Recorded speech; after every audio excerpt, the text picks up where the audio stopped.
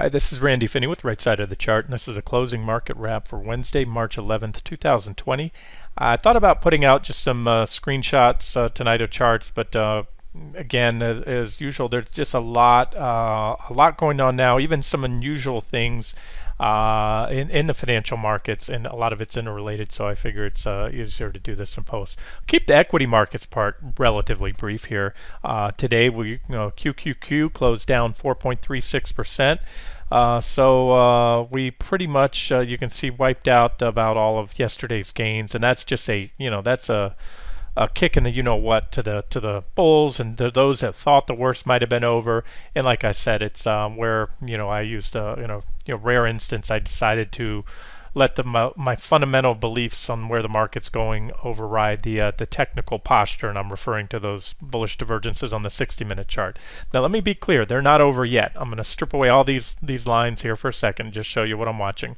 It's not what I call a nail in the coffin yet for the bulls, or a complete victory for the bears. And I'm just speaking metaphorically. I'm not labeling. You know me. I'm long and strong sometimes, and love trading stocks long, and I love trading them short. So when I talk about bulls and bears, I'm just talking about supply and demand forces. I try not to be a permanent anything, perma bull or bear on whatever I'm trading. So with that being said, what we have here is you still have the lows from Monday right there have yet to been taken out, and you still have from a technical perspective, and I do have to respect that. Although, like I said, I decided to extend the targets on the QQQ short trade and ride out any counter trend bounces. We still haven't taken out that previous low, and even if we did, let's just say tomorrow we gap down and the buyers step in, there's still the potential, as you can see here, I'm drawing out the lines, to keep the divergences intact, the bullish divergences on the 60-minute chart. But as I often say, divergences are not they're not the be-all end-all, and they are in themselves, they are not buy or sell signals, meaning bullish divergences or positive divergences are not buy signals. Indication you may get a trend change and to be on the lookout. So we will watch for any bullish developments in price, anything that happens as far as certain technical levels get taken out or not. As of now, I favor more downside for the reasons I've cited recently, and the bearish case is going to receive a couple more check marks if and when we can clearly, impulsively take out Monday's lows, move down here, and of course, again, another check mark if and when we can take out these divergences. And more importantly, because it kind of goes hand in hand, also the key support levels, which were tested and defended on Monday right there, actually for the last 3 days, and that is about 194, give or take, on QQQ. Again, that is if you're new to my analysis or haven't caught up recently, that's these major reaction highs back here in 2019, last year. And then on SPY, we took those highs out because QQQ had more to fall. But on SPY, let me clean that busy chart up. You can see those comparable highs were right here, where SPY is well below that, but SPY does have a pretty decent support right here, comes all the way back in to these reaction lows back here in early 2019, and some reactions around there. So that's it. Keep it very simple for the last 3 days, despite the volatility, the huge up day yesterday, the big down day today, and of course the big down day on Monday. We are still holding, the market is still holding those supports that is effectively closed right about on there again today. So that's it, and that's why I say a little more work. Now, obviously, the price action is very bearish, especially the fact that they couldn't hold or at least consolidate or build on yesterday's gains. Sometimes you see a bottom come in, and then you have a big day up like that, and you get a little pullback, a little mild consolidation, and you ramp up. The fact we wiped out that candle, just think of it from a psychological point of view. Anybody that bought yesterday thinking the worst might be over, or any shorts that got squeezed out, figured, oh my gosh, this must be the start of something bigger, they're regretting it now, both the longs that bought and the shorts that got out. And again, so we can look at it this way. Today the bears won the battle. The war, well, it's going to help the case that the bears win the war and there's more downside to come is what I'm speaking about. If again we can clearly take out, it looks like we took out the lows on SPY, at least intraday. We took out Monday's lows and yesterday's lows, but again, QQQ is really where it's all at. People are still enamored with, as they should be, with Apple, Microsoft, Amazon. Those are earnings juggernauts. And again, as I mentioned, tech's been holding up. Tech was the strongest sector yesterday in the S&P 500, and as it should be, because tech doesn't have large meeting places. They don't have retail storefronts. Generally speaking, yes, Apple has Apple stores. I understand that. Microsoft does have a little, but most of their exposure on those big tech companies, it's minimal because they do their businesses, software and online things such as Alphabet and all that. So, however, what happens is if everything else starts breaking down, the good gets dragged down with the bad, and broad-based sell-off, everything's going to go down. So that's going to speak to one thing somebody had mentioned on the site, and I started to reply, and then I got busy with the charts. They brought a good point. Mention about 3M. I think most of you know 3M. It's a huge and diversified industrial company, and they do make a lot of respiratory masks. I have some 3M masks in my garage for sanding and grinding and all that. So that's certainly a big manufacturer of masks. Now, the thing is, I haven't had time to do the due diligence, but I can tell you the chart looks better than most from the daily chart. There's a point where I'm going with this too, not just specifically on 3M, but when you think of something like that, because I know people right now are scrambling, where can I profit from this market? Who's going to be the beneficiary of coronavirus? We already know hospitality companies, transportation, restaurants, they're obviously going to hurt their business model. There's nowhere around that when people are staying at home and scared of being out in public. But when it comes to doing, I can look at and give you a chart opinion in usually pretty short order. And I can tell you right now, you can see potential divergence forming. However, 3M has broken some long-term support levels, and we're in a downtrend as well. So like I often say, bullish divergences work great in a primary bull market when you get these divergent lows right here during corrections. There was one right there. That's your divergent low. You made a lower low in price, and that was a great time to step in and buy. You also pulled back to long-term trendline support. So, however, 3M is now in a bear market. It is down well off the highs, about 45%, like most industrials, and it's a bearish trend. So these divergences, you have to take them with a grain of salt. Because sometimes and quite often they don't pay out, or they play out for a smaller move. And then the other thing is, okay, that's technical posture. So you have to be careful in a bear market. What happens is, you continue to move down. You're going to have rallies along the way, and there's an old saying, in a bull market, never attribute genius on your part to a bull market. What that's saying is, when you buy a stock in a bull trend, you can buy at the absolute worst time. You can be the worst market timer and buy at all these highs, but guess what? Over time, the trend bails you out. Now, the same thing happens in reverse in a bear market. Ultimately, even if you catch some of these little rips and you're buying 3M as investment, if we're in a bear market, it can and often will go down a lot more. Just look how much it fell in the previous bear market. Yeah, it's a very diversified company, but it fell 60%, or that's about 58% drop in the last bear market. And you can go back in time and see the other bear markets as well. So that's the technical considerations to make, and maybe these divergences play out and it looks better than some, at least for by the way, guys, I love trading bear market rallies. So sooner than later, when things kind of settle down, I'll turn my focus to some individual stocks, and hey, maybe we're going to dodge a bullet. The market turns up tomorrow and something crazy happens and heads to new highs. So you got to be flexible. I'm open to anything, but I still leaning towards more downside right now. The other point I wanted to make on 3M is the fundamental perspective. I just talked about technical analysis, meaning looking at the charts to try to figure, is the stock a buy? You can see it's below these 200-day moving averages. You could see back on my weekly chart too. It's below trend, below the 40-week moving average. But then there's a fundamental perspective. Okay, so everybody wants to get a hold of those masks right now, and there's a shortage of them. So yes, that's a boom. But here's what you got to look at a company. So 3M, for example, they are very diversified. Everything from Scotch tape to you name it. I think command strips. Maybe I'm wrong there. Stuff like that. They have a lot of products. So what percent of their sales comes from hygienic masks or whatever you call those respiratory masks you put on. If it's a very small percentage, it's not going to move the needle, then it's not going to do much for the company, even though there's a huge demand for masks. So you might want, in that case, look for a pure play company. Maybe there's some niche company out there. I don't know. Maybe not. I haven't looked into it.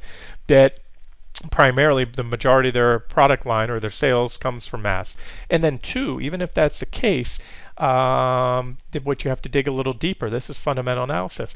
What is their production capacity like? Can they ramp up production? Do they have the ability? And if not, they can have all the demand in the world, but if they can't make masks fast enough, they're limited in their profits. They're not going to benefit from the huge demand until it finally subsides and the market's flooded with masks. So those are the things you have to look at. Number one, what is their exposure? What percent of their product lines will come from that? What are all the other products they're selling, and are they going to go down during this downturn?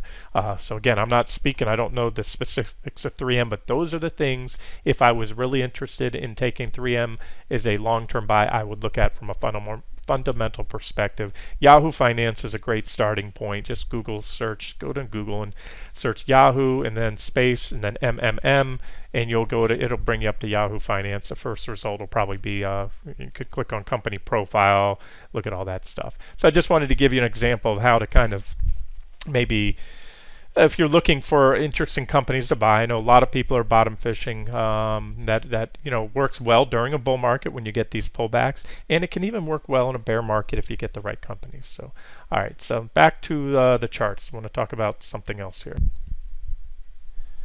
Let's talk about trading opportunities in general. So as I just spoke to, during a bear market, just like in a bull market, there's an old saying that says all ships are lifted in a rising tide, meaning most stocks will go up, even those with less favorable fundamentals during a bull market. Not all, but majority. And during a bear market, most stocks fall. Even the bluest of blue chips tend to fall as the business cycle goes down. Even if they're making money, eventually companies that are profitable will be sniffed out. Maybe they'll fall less, or some can rally in a bear market or a correction. But just remember, the trend is your friend. Just go with that saying for now. The other thing is that I want to talk about, and I've spoke to this quite a bit recently, is opportunities. Okay, if you're worried, let's just say that this is the start of a much longer, prolonged bear market with a lot more to come. Let's just go there now. That's going to happen sooner or later. It's inevitable. Whether this is the start, and certainly fits the bill right now with the sharp move we had off the high, as well as the long-term charts, the outlook on those. Even though we haven't broken all the long-term trend indicators yet, they're close. But what I want to talk about is where to hide out, and I made mention to this. And as far as, let's just talk to what most people have. Whether in the U.S. you have a 401k or a 403b, which are retirement plans for government entities, or anything similar where you have control, you have limited choice of investment options. Usually stock funds, U.S. stocks, international bond funds, and then usually a cash option.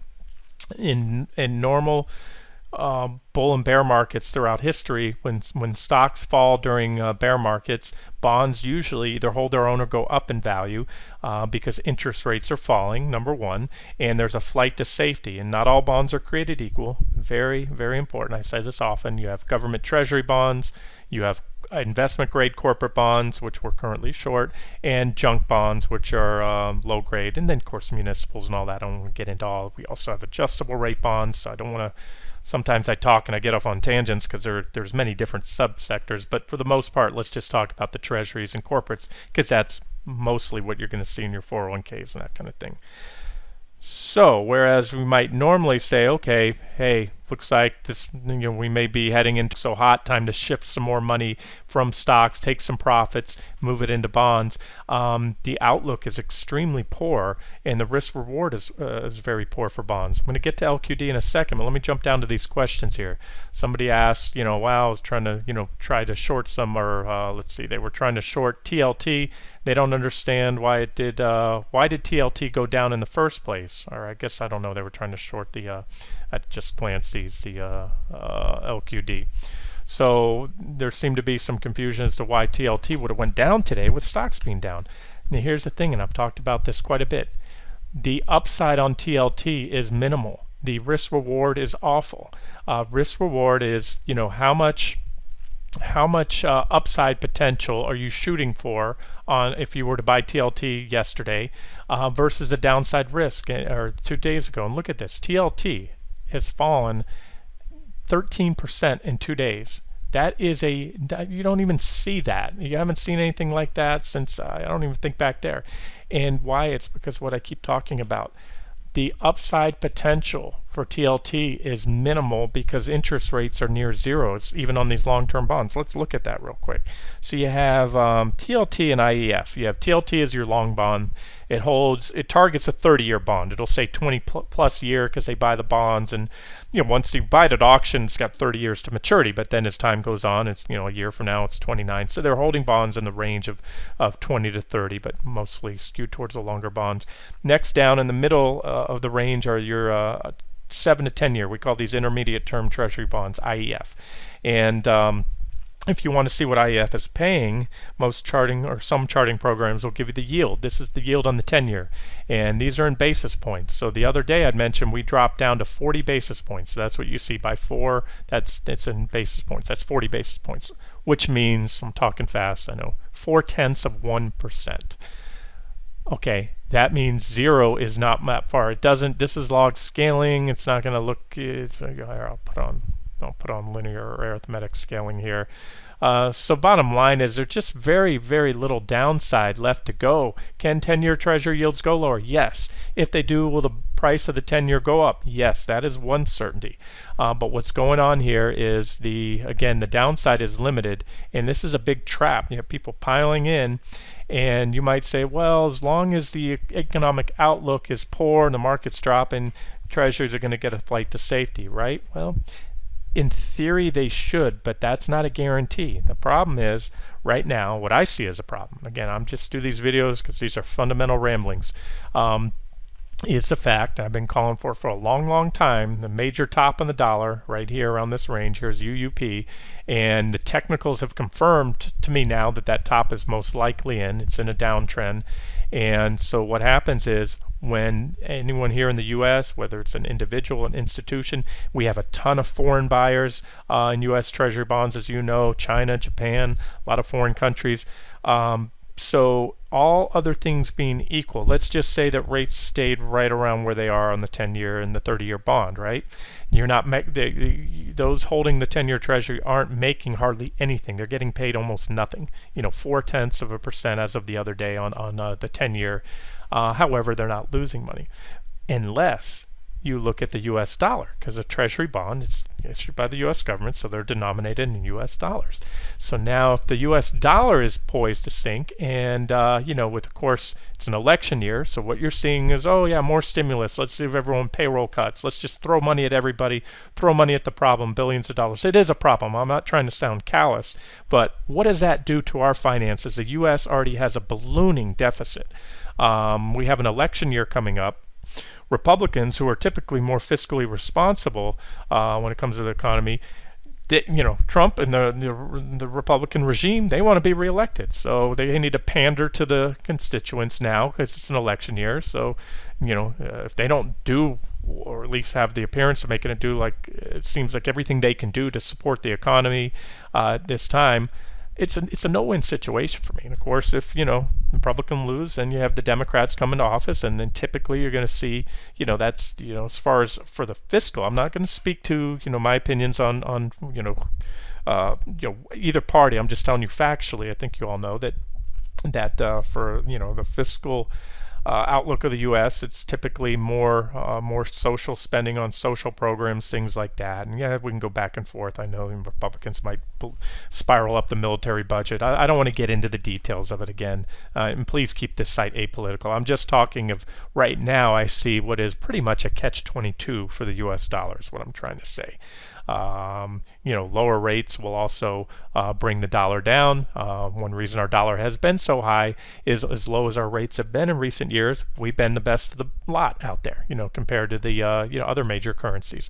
So now with the U.S., because we have more room to cut, we've already done the 50 basis point hike. That's looks to me like the dollar is probably in a new downtrend, and that all goes back to what I was saying now in treasuries. So treasuries can actually be sold off in anticipation that people don't want to park their money in treasuries, although they're relatively safe. You're guaranteed to get back your principal on a treasury bond only if you buy that bond. Please do not be confused with buying a bond mutual fund or TLT, which holds treasury bonds. On TLT or a bond fund, if rates go down or go up on bonds and you go to sell, you're guaranteed to lose money.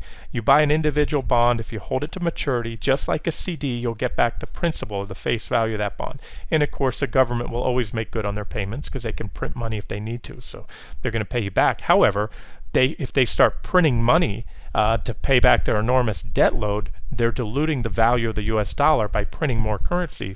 And so therefore, you're effectively losing money, especially if you're overseas and you have a lot of money in US Treasury bonds and the dollar's dropping against your own currency. So those are considerations to make, and that is the reason I think we're in a very unique situation that it was a long time coming. I showed you that chart yesterday, the 62-year history of the federal funds rate. And interest rates as a whole. I showed you a minute ago the 10-year yield. Here's the 30-year Treasury bond yield. This is a historic chart right here going back. We need to go back to a monthly chart, and we can roll all the way back to this one goes back to the 70s, the mid 70s here, and that's when the rate cycle peaked. And interest rates have been in a secular bear market. And the thing about it, they've been in a pretty steady and clear downward price channel. See these two yellow lines here? This is natural, for the most part, natural market forces, and that's what's happening. And then right here, see 2008 come along, the Great Recession. This is where the grand experiment started. The Fed had figured we're going to just try a grand experiment. We're going to use quantitative easing. We're going to bring rates now near to zero. So this is all artificial manipulation that really dropped us down out and below this channel. This is not good stuff. I'm a firm believer that you need a little government intervention and control at times, but excessive intervention, what it does, it distorts natural price discovery, and it has all kinds of ripple effects on the market.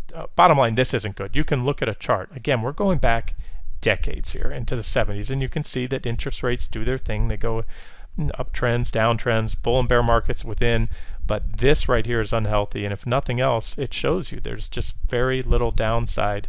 That's the 30-year yield went down to, what is that, about 83, 84 basis points the other day, and it snapped back up.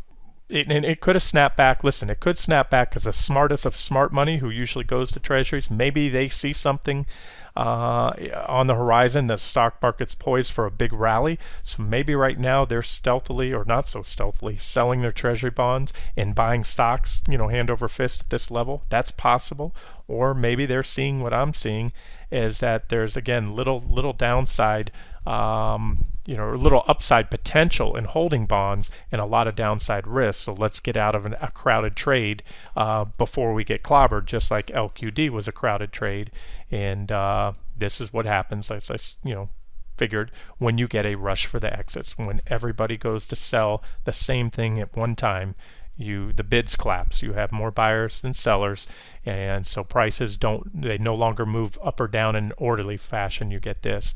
And look, this is, we're still at, like I said, a pretty important support level in the markets. The markets have the chance to rally here, but the more of this we start to see, the more the financial system starts to break. So we can see a crash. We haven't seen a crash in the market yet, but all throughout the years, remember that big drop in 2018, we didn't see anything like this. This is what LQD and this large amount of issuance in the triple B category. Look, I'm not the first guy to have warned of that. In fact, I read it from others that were talking about it for years. But a lot have warned about it. The difference is I can use the charts, and I did it here, as well as the fundamentals, the case that I made for that unwinding, to nail the timing on it. Because a lot of people have been talking about it for years. But if you were shorting LQD because of that, waiting for that rush for the exits, guess what? You lost a lot of money, or you were stopped out. So in this case, we used the technicals combined with the fundamentals. Like I said, the catalyst for that short the other day, or the reason for the short, was the the outlook, the rapidly deteriorating fundamentals and technicals in the stock market, and just really no one had seen it. Actually, it started to crack the day before. I'll say that. It's not like I can take credit for shorting the highs, but I did, decide to go ahead and short it here before it actually broke the trend line. And like I said, I wanted to be in front of it in case it did this. I didn't want to wait for high confirmation, high probability confirmation, because at that point we might have missed an objective entry. So all right, so I'm just kind of throwing things out there. And what does it mean to you? How to trade it? If I hate to. Honest to God, I'm not a doom and gloom peddler. You're not seeing me post links to zerohedge.com, and I warn people when they do, take a lot of that with a grain of salt. I'm sure they're posting the same stuff now they've been posting for the last 10 years. And look, I've looked for market tops that I thought were there and it never materialized before. So I'm not perfect, but what I'm trying to show you is now things are different. Things are different right now than in the past couple corrections. And so if I was bearish back in 2018, thinking that was a start, late 2018, thinking it was the start of the bear market, I was wrong then, but my confidence now is even higher than it was back then. It doesn't mean every other time we get a correction now, it's going to be just a buying opportunity on the road to new highs. So I just wanted to state that, and also state the takeaway from this is that there aren't many places to hide, unlike former bear markets throughout history. You can go back 100 years, and typically bonds either rallied or at least held up and outperformed stocks during recessions and corrections. But in this case, I already just spent most of the video telling you why treasuries, especially from where they were the other day now, very little upside compared to the downside risk. So that's when I talk about risk reward. And again, to see TLT, where people think, oh, it's government bonds, I'm safe. If you don't know what you're trading or doing, it's not safe. 13% drop in 2 days on treasuries. Go look it up. Look up the yield on this, which is whatever I just told you now. I think we're back above 1%. Where are we on yields? Let me grab them for you. U.S. Treasury yields. The 30-year right now, this is from Bloomberg, is at 1.31. The other day it was well below that. So if you look at it this way, and you need to when you trade bonds or bond funds, so anybody that lost 13% would have to sit in here for the next decade, at the current rate of 1.3%, collecting the interest, that's 1.3% per year, to get back to make up what you've lost in 2 days. So that's it. So there's the risk now that people might not have ever believed were embedded into treasury bonds and things like this. And so you're going to have to be careful navigating these markets. Now, what's the solution? I can't give anybody investment advice, but what I say often is cash is a position. Most people always ask me, well, where can I make money right now in the market? And there's Kramer always saying there's a bull market somewhere. And at times, look, there's going to be something going up, but there are times where, in this I think is a unique time where the major asset classes are all poised to fall. Gold might have some more upside, but even then, I told you lately the chart wasn't looking so hot. And in a market with a lot of forced redemptions and liquidations, gold can drop too. If it's been in a bull market for a while. So when I say cash, I'm talking about money markets. Every 401k plan has a stable asset fund. It might be called money market.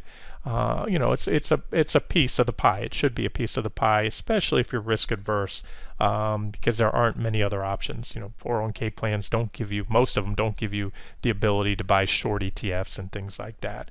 And even then, if the market turns on a dime, most people advise you not to short within your 401k or your retirement plans.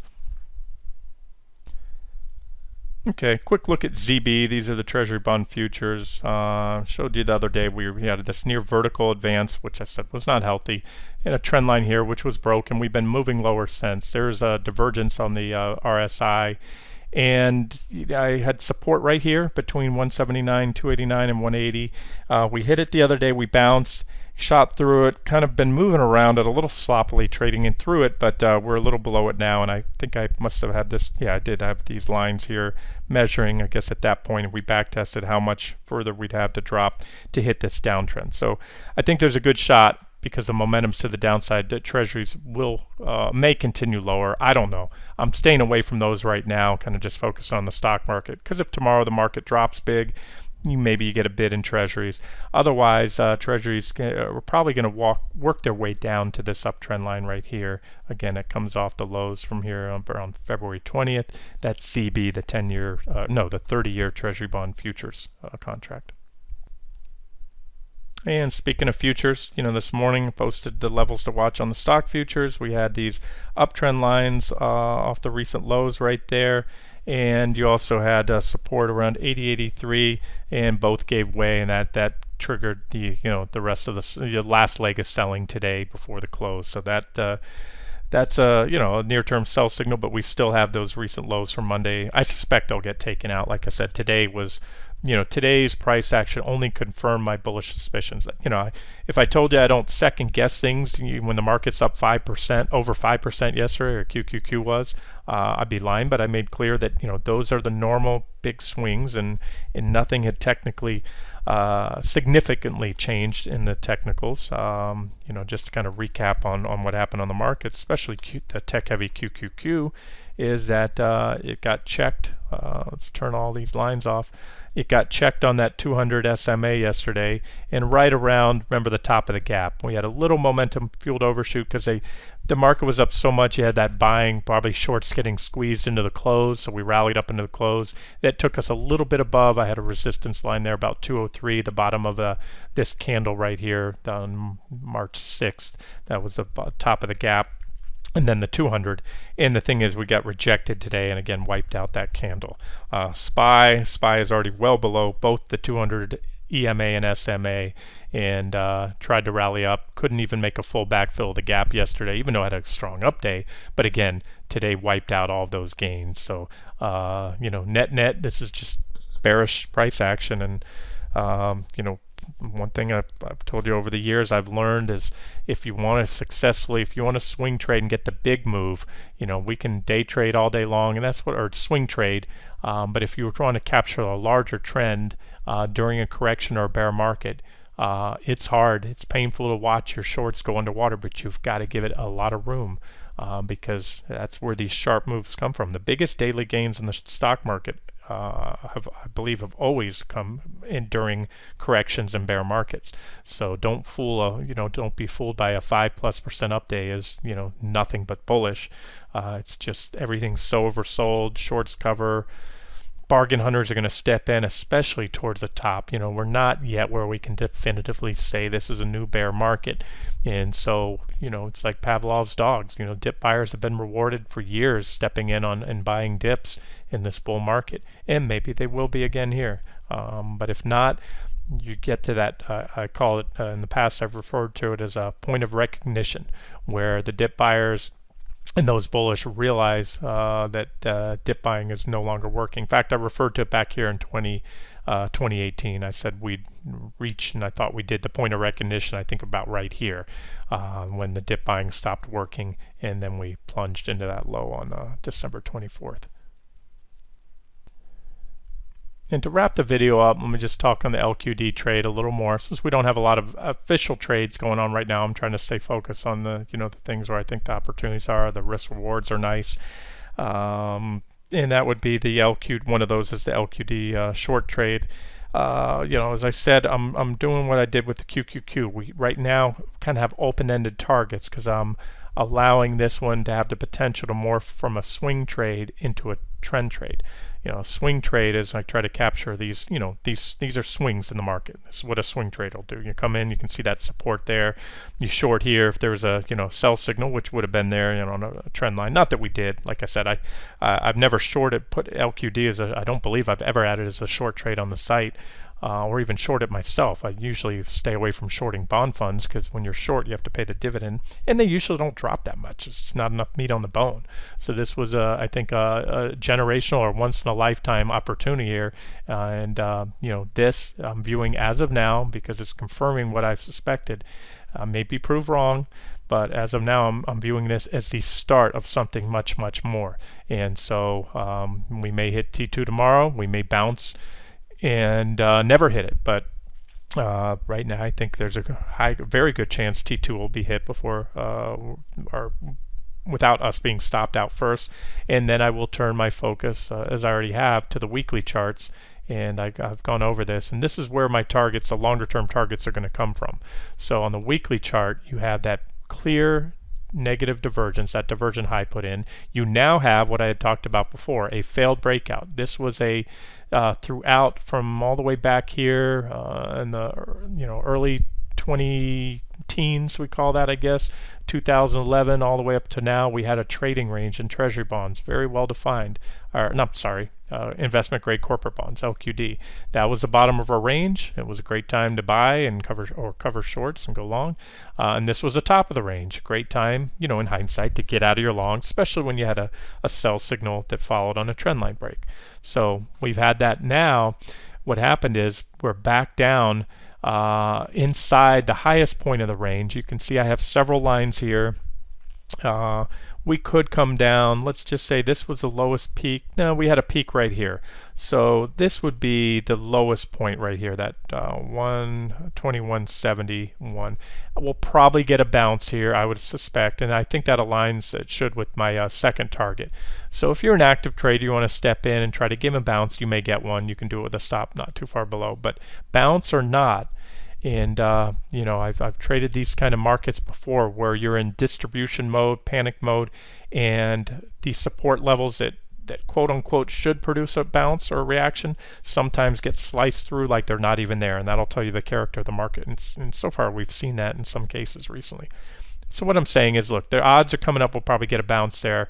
And if you're an active trader, you might be able to profit from it, get a nice swing trade to the upside, cover your shorts, avoid giving back some profits, and then recycle back in on the bounce. I like to do that quite often.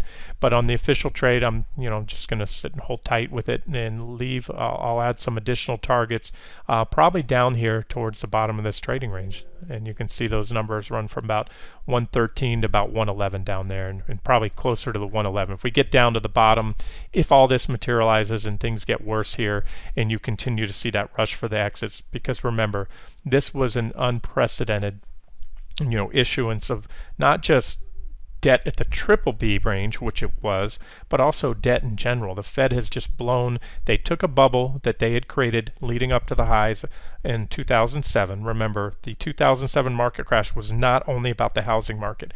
It was first and foremost about a credit bubble. And part of that credit was, yes, mortgages, and some of those packaged wrong. But they took a credit bubble they had created, and instead of trying to fix it and let it run its course, they decided to just blow an even bigger, a much, much bigger bubble. So all I'm trying to say is, don't underestimate what happens when a bubble is unwound. And so what that speaks to is, falling corporate bond prices. It means rising yields, and that also doesn't have a good implications for the stock market. If we do enter recession, normally during a recession, rates go down, and because the Fed's going to pull them down. But remember, guys, what the Fed controls, the Fed does not control LQD. The Fed does not control TLT. They control the short end of the yield curve. They'll try to manipulate, and they sometimes, to a greater or lesser extent, have some control or it can exert some influence on the long end of the yield curve. But the market is what sets long-term interest rates. The Fed controls the federal funds rate and the discount window, and that's the rate that banks borrow money from each other or the Fed directly in the Fed FOMC. The federal funds rate, they're borrowing money from the Federal Reserve to finance their overnight operations. And so that is the shortest of short-term rates that the Fed controls, and therefore it indirectly controls rates in the short end, because if they lower rates, banks will then pay you a lower rate of interest on your CDs and money market, and they'll give you a lower rate of interest on a car loan, or they should. But then when the system breaks, and if we start heading to recession, well, banks kind of reel it in. They have to protect their profits, and so they start becoming more stingy on credit requirements, and they're not as likely to loan money, especially to those people that don't have excellent credit. So then it creates a vicious cycle too. So I know I'm throwing a lot out there. I'm trying to say the gist of this is I'm sitting tight right now on the official LQD trade. Instead of trying to bat, and hit a single or double here, which we've already hit. We've certainly hit a single, 10% beta adjusted drop. I explain what that means. Double size position, because these are just corporate bonds. Had we been stopped out, our stop originally was at 135.50, I think, and we would have been a 2% loss. So therefore, if you took a double size position, you would have taken what would normally be only a 4% loss on a position. So went our way. So we already hit our first target for a 10% better than a 10% beta adjusted gain. And if we can continue on down towards those longer term targets in the coming months and ride out the counter trend bounces, you're talking another 10% downside from where we closed today, which would be another equivalent of about another 20% gain on a regular position. All right, it seems odd. All these videos now are going about right at the 40-minute mark lately, and I had it for a while there. I was getting them down to 15, 20 minutes, but like I said, a lot going on in the financial markets now, and a lot of things that are unusual. So that's why I kind of get excited about this stuff. This is stuff I and some others have seen building for a long time, but it's here now. The timing is here. At least this candle right here on a weekly chart. The week's not over yet. This candle could snap back up, but that's the biggest drop, the biggest red weekly candle we've had. There's a meltdown in 2008, but even then, the size of that weekly candle. I'm just kind of doing this for my own interest here. We started up here. Right? Let me zoom in there. Yeah, we started up here. Here's how you can do this. So it only works too if you're using log scaling. If you're not using log scaling, this is not accurate. Log scaling will put every candle in proportion to the percentage moves, because linear or what they call arithmetic scaling or linear scaling will skew it, and the candles will not be proportional in percentage terms. So what I'm going to do here, even though I told you I was going to wrap it up, I'm just curious myself to see if, there was a candle right there. Well, the body of that candle, we went down intra-week a lot more, but the body was about the same drop that we've had now. Body in that candle, even from top to bottom, was about the same. And remember, that was a financial crisis. That's when the financial markets were broken. The Fed had to come in, the government had to come in and rescue the banking system. Lehman had failed, all that other good stuff, and that hasn't happened yet. And you can see the start of that bear market was kind of relatively muted, and that's kind of what's scary right now, and helps to reinforce my theory that long warned about, by some amount of excessive issuance of triple B debt. We're seeing that rush for the exits. That would be indicative of that, and how we close the week will be important too. Government may come in and save the day like they have many times in the past decade, and maybe this candle snaps back here. Maybe we backtest. Who knows? I don't expect it, but you certainly expect a follow-up from me at the end of the week talking about LQD again, because I think where we go from here, the more we go down, the more the system starts to break. Things can break. Mutual funds, hedge funds, pension funds can break. Brokerage firms, a lot of stuff can break if the the market drops too fast, because the proper put protection and risk protocols were not put in place. This whole thing has happened pretty fast, and that's the market doesn't do well on sudden shocks like that. All right, I'm going to wrap it up here and get it out to you guys. This has been Randy Finney with Right Side of the Chart. Hope you enjoyed it.